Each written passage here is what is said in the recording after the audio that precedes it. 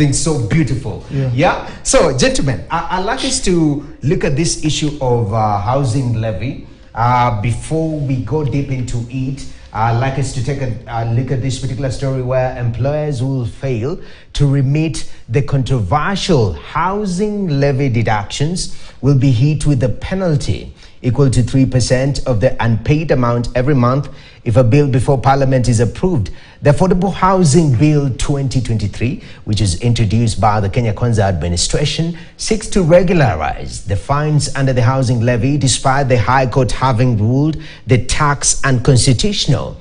And as our senior political affairs reporter Chris Taru reports, the penalty on non-remittance has been reviewed upwards by 1% from the earlier proposed 2% in the Finance Act 2023.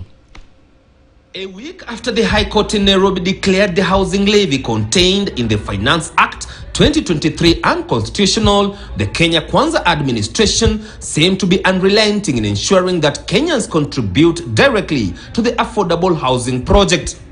On Thursday, the government introduced the Affordable Housing Bill 2023, which was part of the clauses in the Finance Act 2023. The bill, currently in its first reading stage, seeks to anchor the 1.5% housing levy on salaried Kenyans in law and establish legal structures on how the fund will be administered.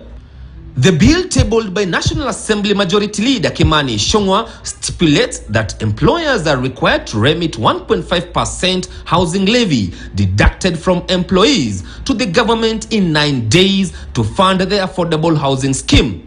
Employers will also be required to remit their top-up within the same period.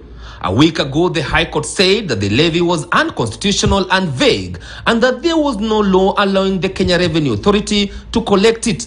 The court also found that the levy was discriminatory since it targeted only employed Kenyans, and the government did not demonstrate why it excluded other categories of income earners. In a move seemingly to circumvent the ruling and avoid a contest in the appellate court, the state has introduced a framework on how the levy will be administered and eligibility criteria.